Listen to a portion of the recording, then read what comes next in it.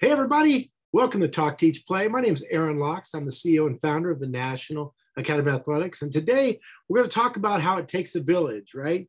I mean, how can parents, educators, students all get together to be on the same page? And I'm extremely blessed and grateful to have my good friend, Ryan Pelky, with us today. How's it going, Ryan? Fantastic. Fantastic. I'm in Northern California. Ryan's in Virginia, and yet we get to connect and have conversations. And we do this quite often, but it's nice to actually jump on a screen and be able to kind of share some of the insights that you've learned and actually you're dealing with every single day, right? Yeah, of course. We're in the thick of it right now. Yeah, man, oh man. So you've got over 20 years experience in teaching. You've written a book. You've got a lot going on there. So do me a favor, just so that the wonderful audience here, by the way, if you haven't done so already, click on subscribe, so that way you'd be a part of the Talk, Teach, Play family here and get to hear more what's going on. But Ryan, give me a little background just so they understand. I know a lot about you, but so they get kind of your background and why it is that I'm lucky to have you on the team. Well, so I was raised in upstate New York, and all the people that were around me, the adults around me, were teachers, and they made the biggest impact on my life. Teachers and coaches, and they seem to be bigger than life to me. And so I kind of took that mindset and said, when I graduate high school, that's what I'm going to do, is I'm going to become a teacher. So I went to college, got my health and PE degree, and then went down to North Carolina, spent about 6 years down there as an athletic director, coached everything under the sun. I got a real great perspective of the Southern lifestyle, but also the military lifestyle, because I was right down near Jacksonville, Camp Lejeune area. So I incorporated a lot of what they did into my teaching style. I kind of adapted it and then moved up to Virginia, and where I've spent the last 18 years, 16 years of my life probably in Virginia, where I've been a health and PE teacher, an athletic director, which I'm currently doing, an administrator for a year. And that's my end game, is to get into school administration. So coached anything and everything under the sun. So I've stayed very active. I'm excited to have you on today, because I think your perspective is unique in the sense that, like you said, your background, and you're still in the thick of doing it, but also you're a disruptor. You're not just one to kind of go, well, let's just follow the path, so to speak. Mm-hmm. Let's create and go forward.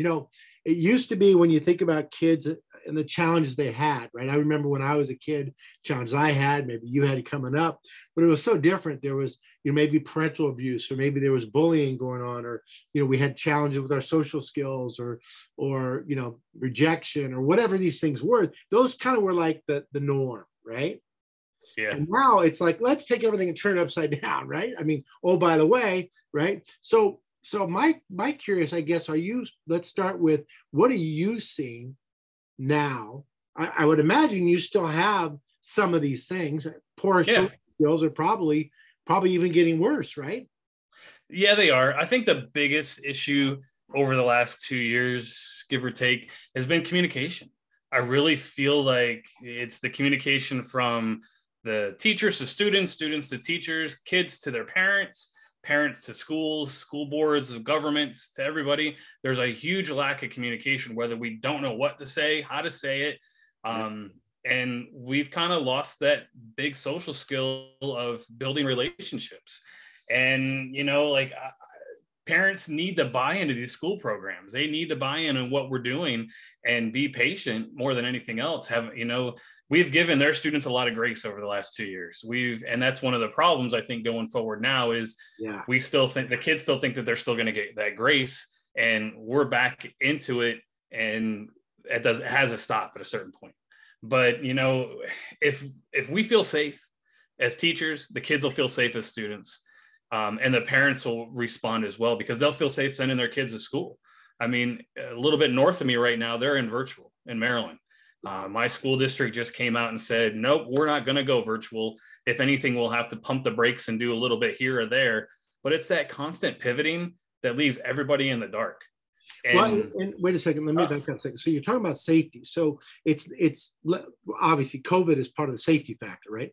But there's also safety factors of kids bringing guns to school. There's safety factors between parents getting pissed off, and wanting to yell and scream at the teacher, right? There's a whole lot of, there's like this angst and frustration that's out there. And, seriously, I mean this, it takes a village. If we just all work together, like you said, let's get back to the basics, right?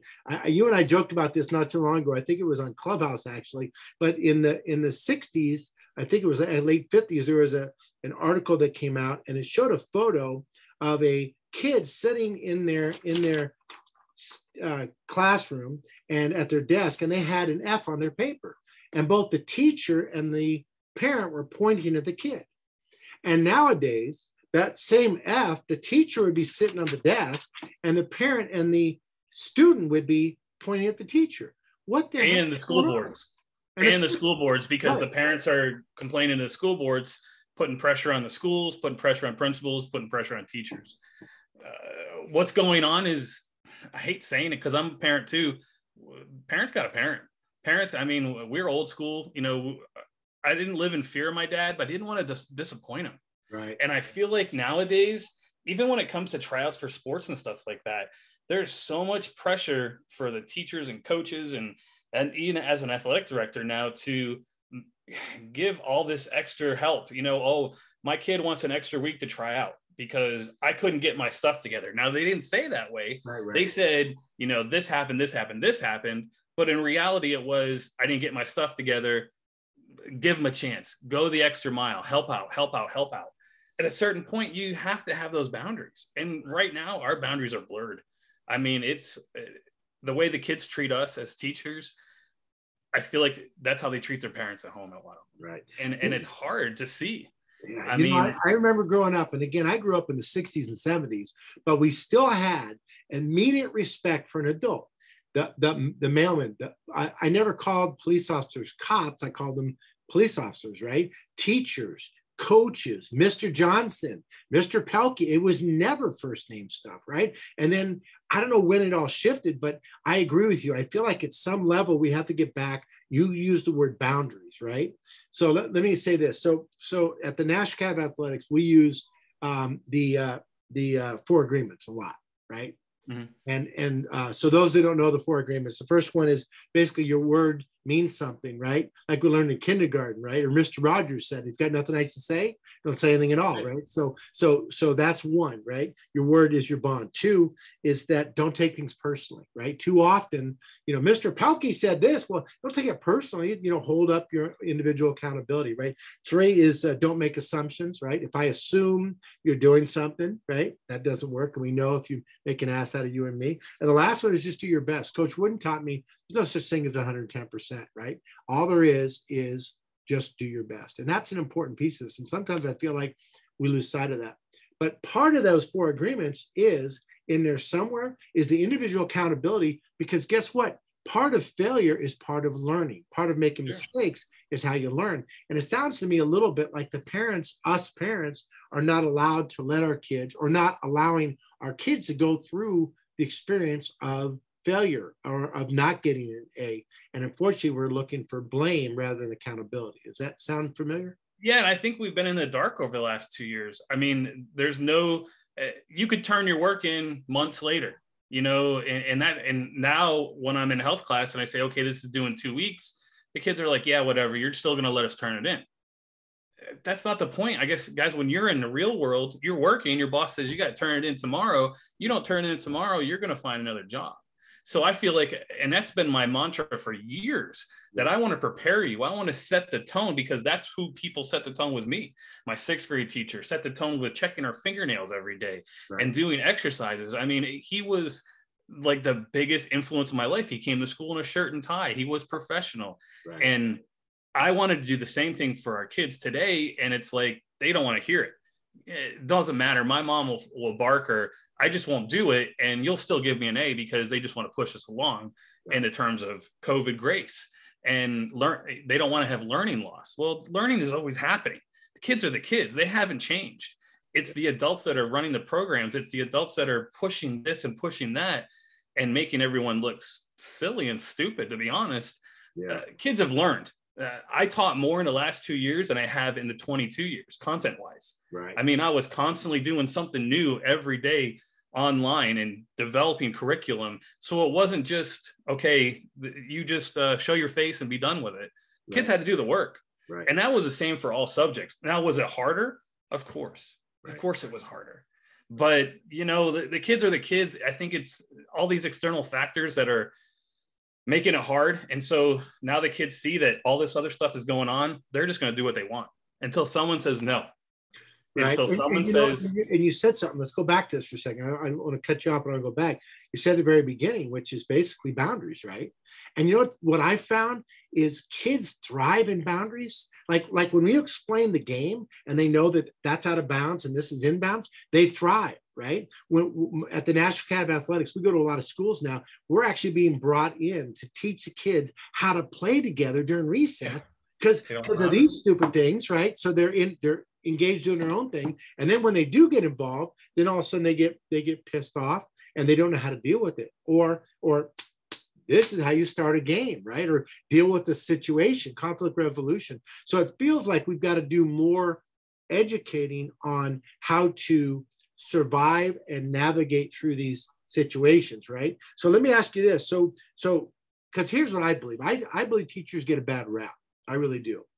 If I were in charge, I'd find a way to get another whole bunch of cash to dump it on the lap of teachers. Because I think, you know, that, look, you guys are creating the future. You're doing this. And thank you for doing it, by the way. And all you teachers out there, yes, please keep it up. But as a teacher, there are some that I feel like are just going, okay, I just give up, right? They throw their hands up.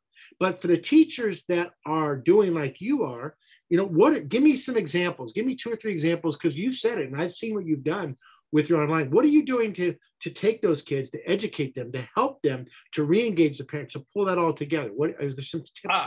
In terms of parent involvement for athletics, I did town halls. I did Zoom town halls, because for middle schoolers, you tell them you have to have a physical form, you have to have concussion training, you have to have this in order to go to tryouts, and you have to have this.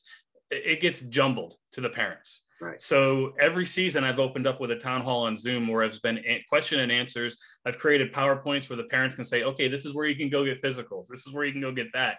And I've done it in Spanish and English to help out. And I also have a translator on the Zoom calls that kind of answers questions for me. And I've also educated my staff. I've educated not only my coaches, but my teachers as well, so they can hype up the athletics. They can hype up different things. And answer questions and give them the right answers. I feel like that's a huge problem, is kids are getting answers from other kids, and it's not the truth. Yeah. And it doesn't matter if it's teaching or coaching or whatever the case may be. I'm going to be teaching family life, sex ed pretty soon. One of the main reasons why I teach the way I teach it is because they hear stuff from all over the place. Yeah, right. You know, I'm not the end all do all, but I have education in it. Yeah. And I'm going to give you, I'm going to be real. Right. And I think that's one thing that a lot of teachers don't want to do. They don't want to be real. They don't want to, but that's a part of relationships. And up to pre-COVID, I felt like I had great relationships with my kids. Now, I didn't get along with everybody, right, but I always had, and it's evident now in social media where kids that I've taught my first couple of years are still contacting me and still saying, hey, how you doing? Those are the relationships that I built. Right. And during COVID, there was no relationship building. There was no, because I tried to talk on Zoom or try to show my humor, or, you know, playing around with the kids, and either they turned their cameras off and went back to bed, or they were afraid to say anything. They didn't want to say anything. Yeah. And that's been lost. Those, you know, we don't have pep rallies anymore because of being inside with certain my kids. We don't have like parties and fun stuff to get these kids, like, they want to come to school and they want to be a part of something. I finally said about a month ago, I'm done being the no guy. I'm done saying, pull your mask up, pull your pants up, yep, take your hood off. I'm done being the no person. And I want to teach you and I want to help you, but you're going to have to come to the table. And so the kids that weren't doing what they needed to do, about 12% of our kids, just kind of step back. And if they want to act like fools and ruin our schools, that's above my pay grade for them to handle it. All right. But these other 88%, they need us. You're teaching to the top, right? Because I know we talked about it, and you're saying, let's go, come on. And you know what? You learn by failure, you learn by mistakes, you learn by watching someone that's successful in front of you, right? Going forward, which is a great, it sounds to me like, again, if we're out there, you know, at our camps, a lot of times we have kids that are kind of like, they feel like, oh, I'm just here for daycare, I don't really want to be here. Well, we're gonna engage you and bring you along to try these things. And inevitably what happens is they may not feel super comfortable, but that's part of it. You gotta help kids be comfortable being uncomfortable, because that's part of life. Like you said, if you didn't show up for work, they're still not going to give you a paycheck, for God's sake, right? So we do have to bring those boundaries back. We have to find a way to engage the kids in a positive manner, like you said. But on the other hand, we can't get stuck at the bottom. We gotta lean more towards the top, because otherwise I see it and I see the frustrations that are going along. I will say this, that as a parent, one thing that I would do is I would find out what it is that you, the teacher or the coach, is trying to teach my kids. And I'd spend some time focusing on that stuff, Well, and the learning management systems that we have is all that information is at your fingertips. I use something called Canvas. Other people use Google Classrooms. So at any given time, they can see what we're doing in class. I do a weekly rundown of everything we're doing. And when it comes to health, they see my PowerPoints, they see the presentations, right. They can see the assignments, and they can also see where their kids have logged in, how long they've worked, what they've done, what they haven't done. And then it's all, the logistics behind it is fantastic, because at any given moment, I can pull a kid's report up and say, okay, you said they turned it in, but I don't have anything. They didn't even log in. And then that has to go back on the parents to have those conversations with their kids. Right. Because I can't parent them. I try to set a good example. I try to say, this is important for you to do, and not just say, because I said so, right. But tell them why. The conversations we've had over the last 2 months, my co-teacher and I sitting down saying, what's going on? Yeah. What can we do? We've yelled, we've screamed, we've been good, we've been bad, but at this point, we're going to break bread, and we're going to have to figure out. And middle school is the toughest age. I mean, high school seems to kind of not have these issues. In elementary school, those kids are so happy to be there. They don't really mess around. But middle school is that changing, that constant moving and changing of their emotions and hormones and everything like that. And the wonder years, right? Yeah, it's a wonder how you get out of those, right? When you're sitting there going through it, I can imagine, right? So let me ask you this: as if I'm a parent of a child, give me one or two things.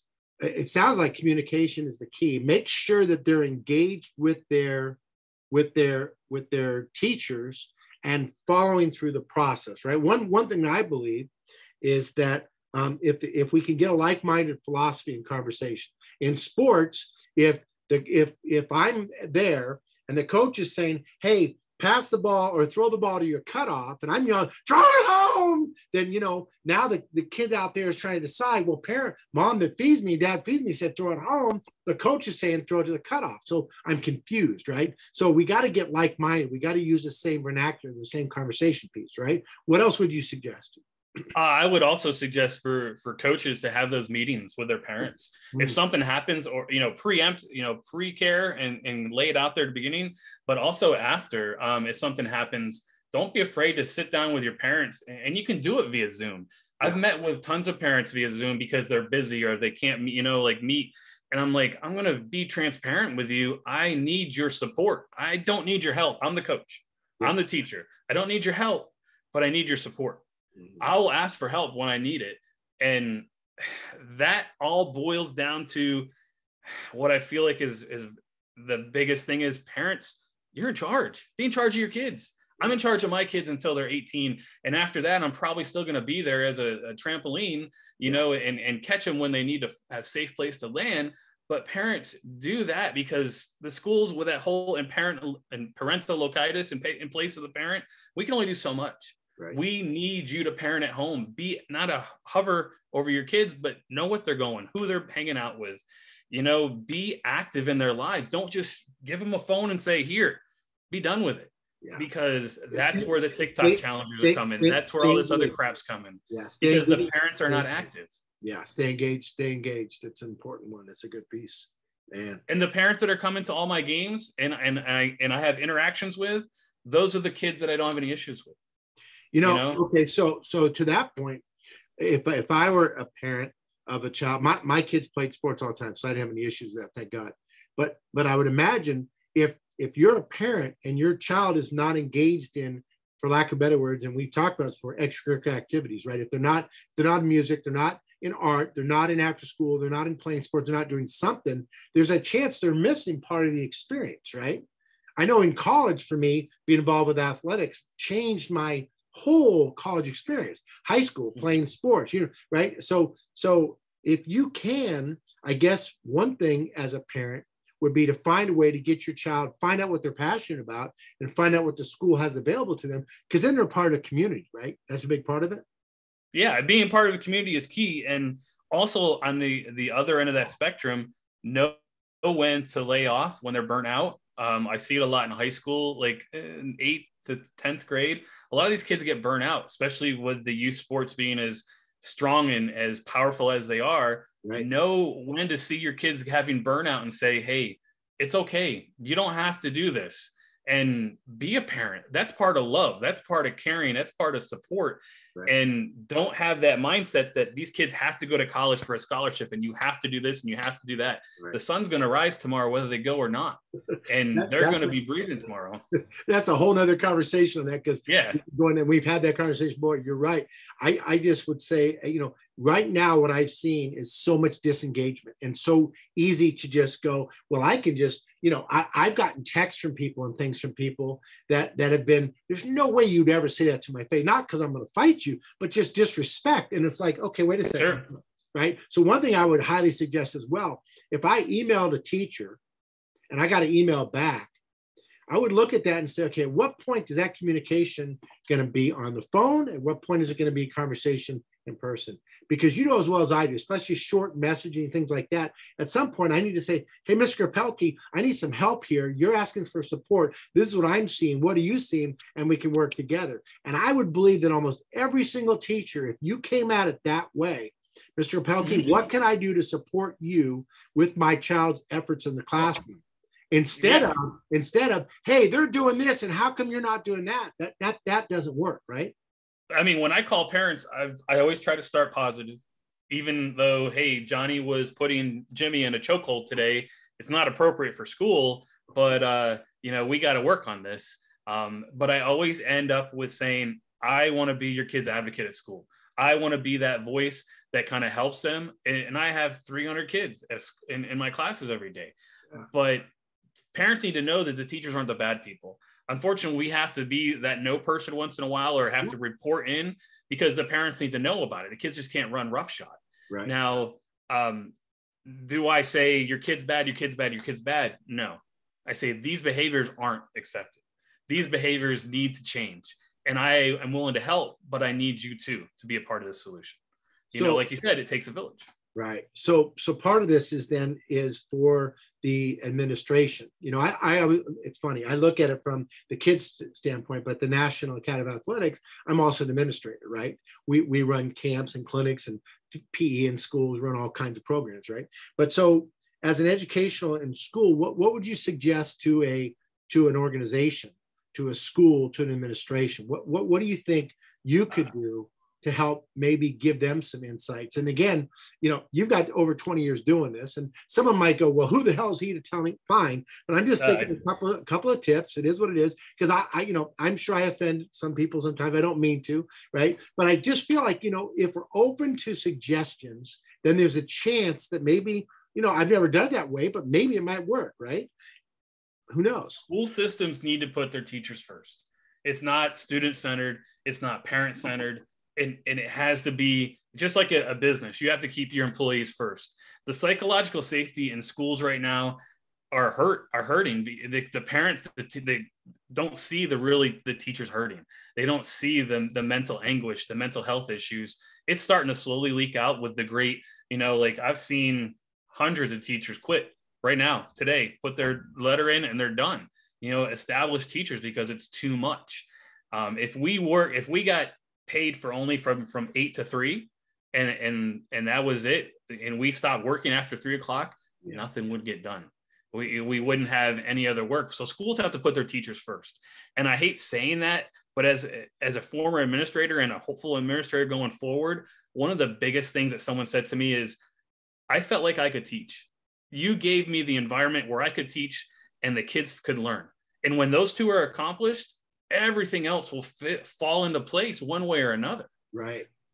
And if the teachers know you have their back, and it doesn't, and even as an athletic director, when something happens, I can get a phone call from my coaches and say, this happened. I say, I got you. Let me take care of it.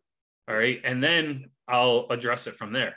You create that safety. Let me ask you a question on this, because it's interesting to me. So at the National Academy of most companies that I know, their CEO sits at the top and then they point down, right?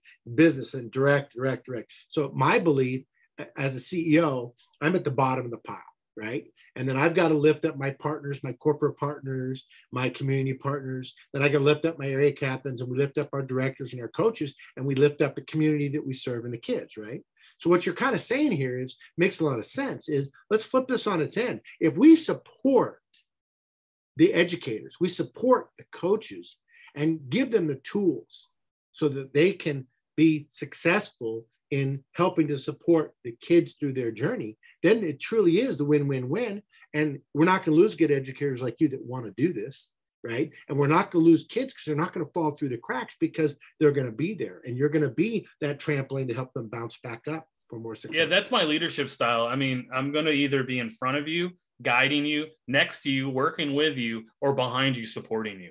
And it depends on the situation. I really can't say I'm a servant leader or I'm this kind of leader, right? But it depends on the situation. But more than anything else, people have seen the consistency. Whatever situation it is, I'm going to be in the thick of it, and I'm going to and help one way or another. How can I help?